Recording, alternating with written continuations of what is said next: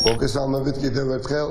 ძალიან დიდი მადლობა თითოეულ მოქალაქეს დღევანდელ საპროტესტო აქციაში მსვლელობაში მონაწილეობის მიღებისთვის მიუხედავად კრიმინალური რეჟიმის მხრიდან ძალოვანთა უპრეცედენტო მობილიზაციისა და მუქარისა ჩვენ დღევანდელი სათქმელი მაინც ვთქვით ძალიან ხმამაღლად.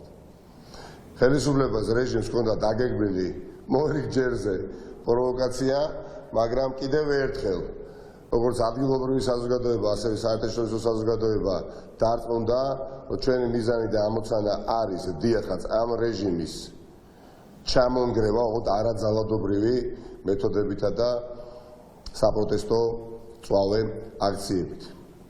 ხვალ გაიმართება მომდევნო საპროტესტო წვალე აქცია თბილისში, ხვალ გაიმართება აქცია მსვლელობა ავტოკოლონებით.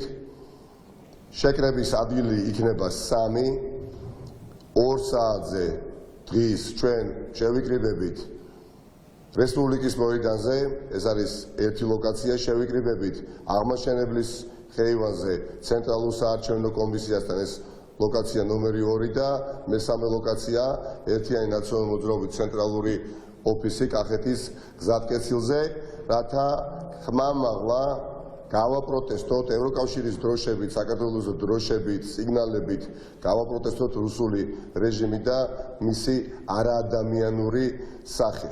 აქვე მინდა დიდი მადლობა გადაუხადო ყველა იმ მოქალაქეს, რომელიც უშუალოდ არიღებდა დღევანდელ საპროტესტო აქციაში მონაწილეობას, მაგრამ ისინი იყვნენ სოლიდარული ამ აქციისადმი, როგორც არასოდეს და ეს იგრძნობოდა დღეს თბილისის ქუჩებში.